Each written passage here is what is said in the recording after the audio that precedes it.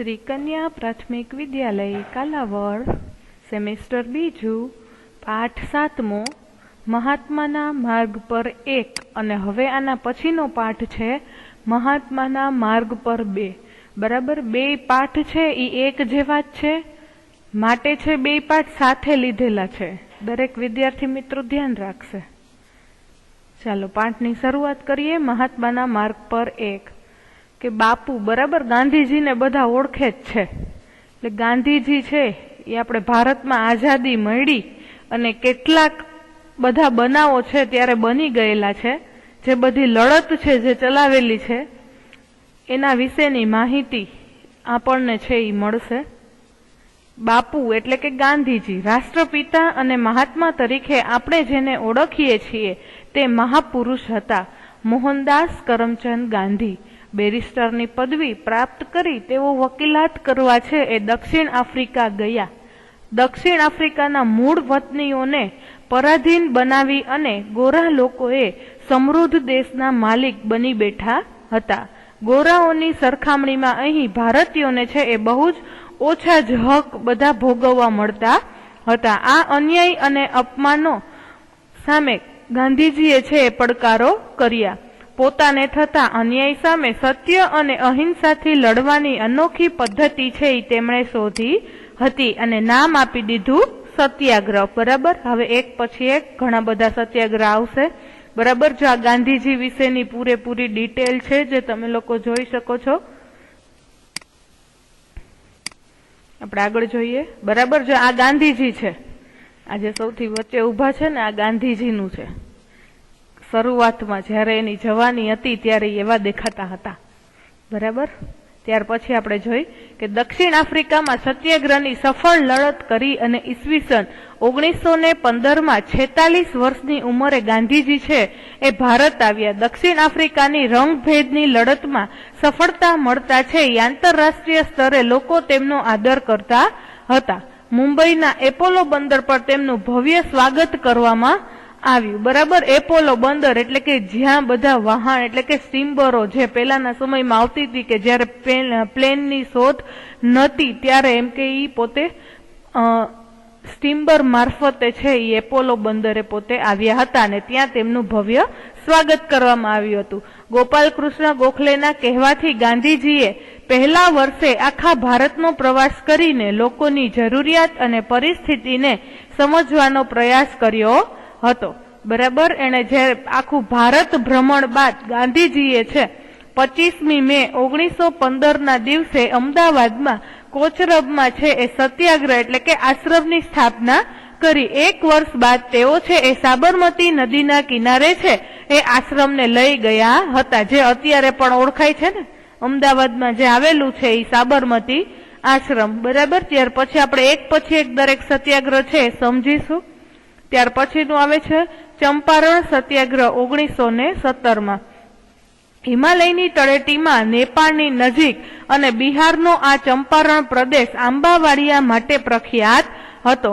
ચંપારણમાં European જમીનદારો જમીનમાં, બરાબર, ત્રીજા ભાગની જમીન હતી। બરાબર, કે એમાં શેનું વાવેતર કરતા હતા તો કે ગળીનું ફરજિયાત વાવેતર કરી અને ઉત્પાદન છે એ સસ્તી કિંમતે વેચવાની ખેડૂતોને ફરજ પાડતા હતા। રાજકુમાર શુક્લના આગ્રહથી આ પ્રશ્નની તપાસ કરવાનું ગાંધીજીએ નક્કી કર્યું, પણ તપાસ શરૂ કરે તે પહેલા ત્યાંના મેજિસ્ટ્રેટે તેમને છે એ નોટિસ દ્વારા છે ચંપારણનો જે જિલ્લો હતો એને શું કરવું તો કે તાત્કાલિક છોડી દેવાનું છે ફરમાન કોને આપ્યું હતું તો કે ગાંધીજીએ આપ્યું હતું। તો કે ગાંધીજીએ શું કર્યું તો કે આ નોટિસ છે એને સ્વીકારી નહીં, એટલે કે નોટિસનો છે એમણે પોતે અનાદર કરી દીધેલો હતો। ગાંધીજીએ ખેડૂતોની મુશ્કેલીઓ તૈયાર કરી અને સરકારમાં રજૂઆત કરી। ચંપારણમાં મોતીહારી ગામમાં રહી અને ગાંધીજીએ આ પ્રથા સામે છે પોતાની લડત છે ચલાવેલી હતી અને છેવટે છે એ શું થયા તો કે સત્યાગ્રહમાં એ પોતે સફળ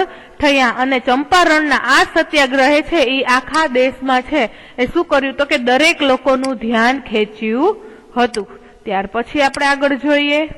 ત્યાર પછી આવે છે ખેડા સત્યાગ્રહ 1917 થી 1918। 1917માં ખેડા જિલ્લામાં છે એ શું થયું હતું તો કે અતિવૃષ્ટિ થઈ। પાક છે એ નાશ થયો, આમ છતાં સરકારે છે એ ખેડૂતોને છે શું તો કે મહેસૂલ માફ કરવાને છે બદલે શું કરી દીધું તો કે જમીન મહેસૂલ ઉઘરાવવાનું નક્કી કરી દીધું। ત્યાર પછી છે ગાંધીજીના નેતૃત્વ હેઠળ ખેડૂતોએ છે એ બ્રિટિશ સરકાર સામે છે એ શું કર્યું તો કે સત્યાગ્રહ શરૂ કર્યો।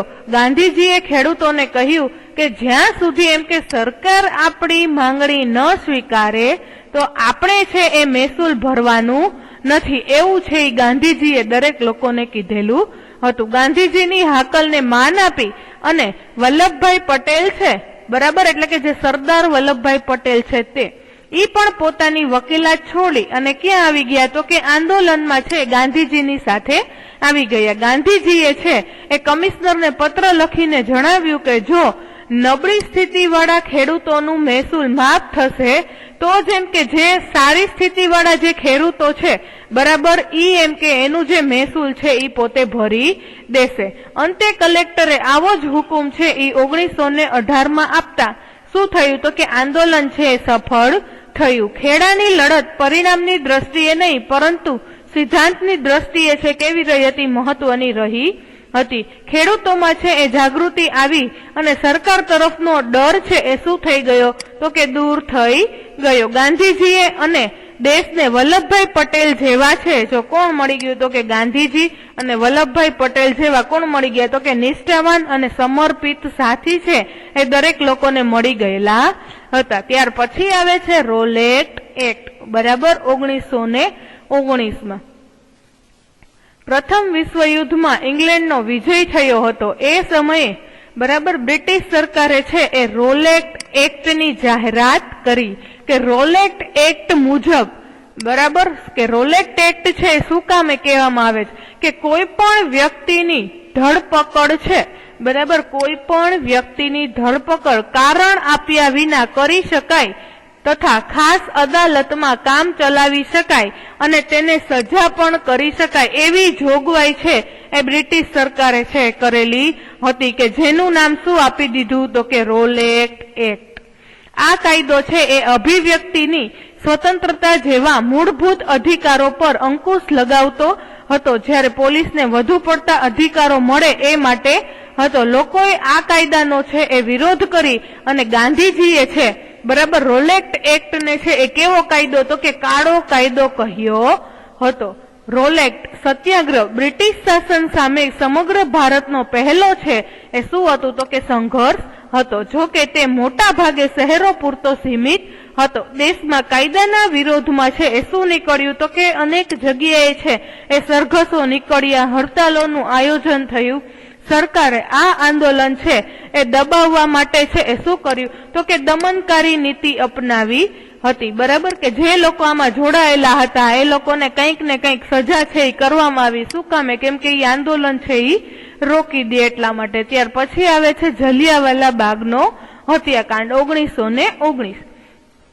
રોલેટ એક્ટના વિરોધમાં 30મી માર્ચ અને 6ઠી એપ્રિલે 1919ના રોજ પંજાબમાં લોકોએ હડતાલ છે એ પાડેલી હતી બરાબર, તમે યાદ રાખજો બરાબર। 30મી માર્ચ 6ઠી એપ્રિલ 1919 ક્યાં તો કે પંજાબમાં, જે અત્યારે પણ જલિયાવાલા બાગ ત્યાં છે બરાબર। અમૃતસરની પરિસ્થિતિ અંકુશ બહાર છે એમ લાગતા તેને સરકારને હવાલે કરવામાં આવ્યું। 13મી એપ્રિલ વૈશાખીના દિવસે જલિયાવાલા બાગમાં શહીદોને છે એ અંજલિ આપવા માટે પોતાના પ્યારા નેતાઓ ડોક્ટર સત્યપાલ અને ડોક્ટર કિચલુની ધરપકડનો વિરોધ કરવા એક સભાનું છે એ આયોજન કરવામાં આવ્યું હતું, જેમાં અંદાજે કેટલા લોકો તો કે 10,000 જેટલા લોકો છે એ એકઠા થયા હતા। સભામાં શાંત અને નિશસ્ત્ર બેઠેલા બરાબર, તો કે કેવા લોકો હતા શાંત અને નિશસ્ત્ર, કોઈની પાસે કંઈ પણ હથિયાર હતું નહીં બરાબર, તો કે બેઠેલા લોકો ઉપર છે એ જનરલ ડાયરે કોઈ પણ ચેતવણી આપ્યા વિના જ છે એ ગોળીબારનો હુકુમ આપ્યો। આ જગ્યામાં જવા આવવા માટે માત્ર એક જ એમ કે સાંકડું એવું દ્વાર હતું, ફરતે ઊંચી દિવાલો હતી અને પ્રવેશ દ્વારથી જ સૈનિકોએ છે એ ગોળીબાર શરૂ કર્યો અને એ ગોળીબાર છે એ દારૂગોળો જ્યાં સુધી ખલાસ ન થયો ત્યાં સુધી એમ કે છે એ બધી ગોળીઓ છે એ ચાલુ રાખી હતી અને ત્યારે જ અટક્યો, બરાબર, કે જ્યારે છે એમાંથી બધો આખો દારૂગોળો છે એ ખાલી થઈ ગયો, બરાબર. ત્યાર પછી છે કે સરકારી આંકડા મુજબ, બરાબર, 379 લોકો છે એ મૃત્યુ પામ્યા અને 1200 છે એ લોકો ઘાયલ થયેલા હતા. પરંતુ ખરેખર આ સંખ્યા છે એ કેવી હતી તો કે એ સંખ્યા આટલી નહોતી, આના કરતા પણ વધારે હતી તેમ મનાય છે. આ ઘટનાથી ગાંધીજીને હવે બ્રિટિશ ન્યાય અને નિષ્ઠામાં છે એ લેશ માત્રનો, એટલે કે હવે એક જગ્યા માટેનો એમ કેને છે એ વિશ્વાસ રહ્યો ન હતો, બરાબર. અને હવેથી પછી છે દરેક ક્રાંતિ, બરાબર, આ પોસ્ટર તમે જયારે પાઠ્યપુસ્તકમાં જોશો ત્યારે તમને ખ્યાલ આવી જશે કે કઈ રીતે છે એ બધું થયું હતું. અને હજી આજની તારીખમાં પણ ત્યાં એવી જ રીતના જે બધા સૈનિકોના ને સ્ટેચ્યુ ને એ બધું આવેલું છે, તમે યુટ્યુબ ઉપર જઈને ખાલી જલિયાવાલા બાગ કરશો ને તો પણ તમે જોઈ શકશો, બરાબર. ત્યાર પછી આપણે આગળ જોઈએ ખિલાફત આંદોલન. પ્રથમ વિશ્વયુદ્ધમાં મિત્ર રાષ્ટ્રોના વિજય પછી વિજેતા રાષ્ટ્રોએ છે એ પરાજિત તુર્કી સાથે છે એ સંધિ કરવામાં આવી. આ સંધિની શરતો છે એ તુર્કી માટે કેવી હતી તો કે કડક અને અન્યાયી હતી. તુર્કીનો સુલતાન એ વખતે ઇસ્લામ ધર્મનો ખલીફા એટલે કે એનો ધાર્મિક વડો હતો. સંધિ મુજબ તેનું ખિલાફા પદ જો રદ કરવામાં આવ્યું, એટલે કે આ સંધિનો વિરોધ કરવા છે એ ભારતમાં જે આંદોલન થયું તેને શું કહેવામાં આવે છે તો કે તેને ખિલાફત આંદોલન છે એ કહેવામાં આવે છે. અલીભાઈઓ મૌલાના શૌકત અલી અને મૌલાના મોહમ્મદ અલી આ ખિલાફત આંદોલનના મુખ્ય નેતાઓ હતા. ગાંધીજીએ તેમને સમર્થન આપતા છે એ કોંગ્રેસને આગ્રહ કર્યો. પંજાબમાં થયેલા અત્યાચારો અને ખિલાફત બાબતે વિરોધ કરવા છે એ મળીને એક અભિયાન ચલાવવામાં આવ્યું તથા છે એ શેની માંગ કરવામાં આવી તો કે સ્વરાજ્યની છે એ માંગ કરવામાં આવેલી હતી. ત્યાર પછી આપણે જોઈ અસહકારનું આંદોલન. શું કે છે કે પોતાના પ્રસિદ્ધ પુસ્તક હિન્દ સ્વરાજ્યમાં, બરાબર, 1909માં ગાંધીજીએ કહ્યું છે કે ભારતમાં બ્રિટિશ શાસન છે એ ભારતીયોના સહયોગથી જ સ્થપાયું હતું અને આ શાસન આ સહયોગના કારણે ચાલી રહ્યું છે. જો ભારતના લોકો પોતાનો સહયોગ પરત લઈ લે તો 1 વર્ષની અંદર જ છે એ શું થઈ જાય તો કે બ્રિટિશ શાસન છે એ સમાપ્ત થઈ જાય અને સ્વરાજ્યની છે એ સ્થાપના થઈ જશે. અસહકારના વિચાર પર ગાંધીજીએ છે એ આંદોલન શરૂ કર્યું કે જેના મુખ્ય છે એ ક્યાં હતા તો કે 2 પાસા હતા. તો કે પહેલા પાસામાં એવું છે કે સરકારી નોકરીઓ, ધારાસભાઓ, સરકારી શિક્ષણ સંસ્થાઓ, ખિતાબો, વિદેશી કાપડ અને માલનો છે એ શું કરવાનો તો કે બહિષ્કાર કરવો. જ્યારે રચનાત્મક પાસાઓ છે, બરાબર, તો કે એમાં શું આવે છે તો કે તમારે છે એ શું અપનાવવાનું તો કે ખાદી અપનાવવાનું એક તો. પછી છે અસ્પૃશ્યતા નિવારણ, હિન્દુ મુસ્લિમ એકતા, બરાબર, દારૂબંધી, સ્વદેશી તથા રાષ્ટ્રીય શિક્ષણનો છે એ પ્રચાર કરવાનો, બરાબર. એટલે કે આવી રીતે 2 પાસાઓમાં વિભાજિત કર્યું. પહેલા પાસાઓમાં તમે જોઈ શકો છો, બરાબર, કે કઈ કઈ વસ્તુઓ છે એનો તમારે શું કરવાનો છે તો કે બહિષ્કાર કરવાનો અને રચનાત્મક પાસાઓ છે તો કે એમાં કઈ રીતે છે એ આપણે જોયું. અસહકાર આંદોલનની શરૂઆત મહાત્મા ગાંધીએ છે એ કેસરે હિન્દની ઉપાધિ ત્યાગી અને 1921માં 22મા આંદોલનને વધુ છે એ ગતિ મળી. વિદ્યાર્થીઓ શાળા અને કોલેજો છોડી દીધી. મોતીલાલ નહેરુ, સી રાજગોપાલાચારી અને અસફ અલી જેવા ઘણા વકીલોએ છે એ વકીલાતનો ત્યાગ કર્યો. મોટા ભાગના ચૂંટાયેલા સભ્યોએ ધારાસભાઓ અને સ્થાનિક સ્વરાજ્યની સંસ્થાઓમાંથી રાજીનામા આપ્યા. કેટલાક સરકારી કર્મચારીઓને નોકરીનો ત્યાગ કર્યો. લોકોએ ઠેર ઠેર વિદેશી કાપડની હોડીઓ પ્રગટાવી. ઘેરે ઘેર રેડિયો છે ગુંજતો થયો. સ્વદેશીનો પ્રચાર થયો. કાશી વિદ્યાપીઠ, બિહાર વિદ્યાપીઠ, જામિયા મિલિયા ઇસ્માઇલિયા, ગુજરાત વિદ્યાપીઠ જેવી રાષ્ટ્રીય સંસ્થાઓ છે એની સ્થાપના થઈ. ત્યાર પછી છે કે મહાત્મા ગાંધી હિંસક આંદોલનની વિરુદ્ધમાં હતા. 1922માં જ્યારે મહાત્મા ગાંધી હિંસક આંદોલનના વિરુદ્ધમાં હતા. 1922માં જ્યારે ખેડૂતોના એક ટોળાએ ગોરખપુર જિલ્લાના ચૌરી ચૌરા એટલે કે ઉત્તર પ્રદેશના પોલીસ સ્ટેશન ઉપર હુમલો કરી અને આગ લગાડી. જેમાં છે એ શું થયું તો કે 22 જેટલા પોલીસો છે એમ કે જીવતા જેમ કે સળગી ગયા. તેના કારણે ગાંધીજીએ છે એ અસહકારનું આંદોલન છે એ એકાએક શું કર્યું તો કે પાછું ખેંચી લીધું. એટલે કે ખેડૂતો છે એ બેકાબુ થયા ન હતા, છતાં તેના પર છે એ શાંતિપૂર્ણ સરઘસ પર પોલીસે છે એ શું કર્યું તો કે ગોળીઓ ચલાવી હતી. અસહકારનું આંદોલન સમાપ્ત કરી અને ગાંધીજીએ ગ્રામીણ વિસ્તારમાં રચનાત્મક કાર્ય કરવા પર ધ્યાન આપ્યું, જે આપણે આગળ જોયું તે રીતે. 20ના દશકાની મધ્યમાં એટલે કે ગ્રામ્ય વિસ્તારમાં કરવામાં આવેલા સામાજિક કાર્યોના વળતર રૂપે ગાંધીવાદીઓને પોતાના લોકમત આપવા માટે એમ કે મદદ મળી. ભારતીય છે એ કમ્યુનિસ્ટ પાર્ટી અને રાષ્ટ્રીય સ્વયંસેવક સંઘની પણ એમ કે સ્થાપના આ સમયગાળા દરમિયાન જ કરવામાં આવેલી હતી. અને મહત્વપૂર્ણ ઘટનાઓ આ હતી. એમ કે ભારતના ભવિષ્યને જો ધ્યાનમાં લઈએ તો આ પક્ષોના વિચારમાં મોટો તફાવત રહ્યો છે, બરાબર. એના વિશેની વાત છે તમે લોકો અહીંયા આવશો ત્યારે આપણે વધુ કરશું.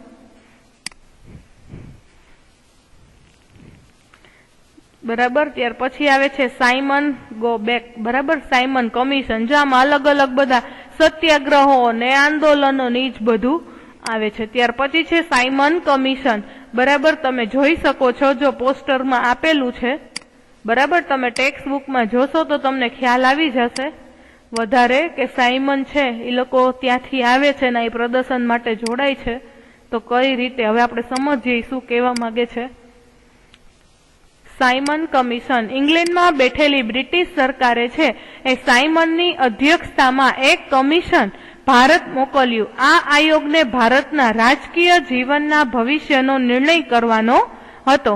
આ કમિશનમાં એક પણ ભારતીય પ્રતિનિધિ ન હતો. આ નિર્ણયથી ભારતમાં ખૂબ જ અસંતોષ પેદા થયો. બધા જ રાજકીય સંગઠનોએ સાયમન કમિશનનો બહિષ્કાર કરવાનો નિર્ણય લીધો. જ્યારે કમિશનના સભ્યો છે એ ભારત પહોંચ્યા ત્યારે વિરોધ પ્રદર્શનોથી તેમનું સ્વાગત કરવામાં આવ્યું. પ્રદર્શનકારીઓનો નારો હતો સાયમન ગો બેક, બરાબર. આ એનો નારો હતો.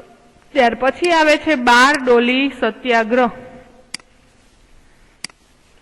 અંગ્રેજ સરકારે બારડોલીના ખેડૂતો ઉપર છે એટલે કે કરવેરામાં કેટલા તો કે 22% વધારો કરી દીધેલો હતો. ખેડૂતોએ સરકારને રજૂઆત કરી પણ સરકાર પર કંઈ જ અસર ન થઈ. છેવટે ખેડૂતોએ છે સત્યાગ્રહ કરવાનું નક્કી કર્યું. વલ્લભભાઈએ આ આંદોલનની છે એ આગેવાની લીધેલી હતી. આંદોલન શરૂ થયું. રવિશંકર મહારાજ અને જુગતરામ જેવા, બરાબર, એટલે કે આ બધા કાર્યકરો છે ઈ પણ એમ કે જોડાયા હતા અને એની છે એ મદદ વલ્લભભાઈને મળેલી હતી. ખેડૂતો છે એ નિર્ભય બની અને કાયદાઓનો છે એ ભંગ કરવા લાગ્યા. વલ્લભભાઈના જુસ્સાદાર ભાષણથી જ ખેડૂતોમાં છે શું આવી ગઈ તો કે હિંમત આવી ગઈ. અંતે અંગ્રેજ સરકારે છે એ વલ્લભભાઈને ક્યાં બોલાવ્યા તો કે પૂના બોલાવ્યા હતા. ખેડૂત પ્રતિનિધિઓની હાજરીમાં ન્યાયપૂર્ણ મહેસૂલ છે એ નક્કી કરવામાં આવ્યું અને આ સફળ સત્યાગ્રહથી છે એ વલ્લભભાઈ છે એને શેનું બિરુદ મળી જાય છે તો કે સરદારનું બિરુદ મળી જાય છે, જે આપણે બોલીએ છીએ જય સરદાર, બરાબર.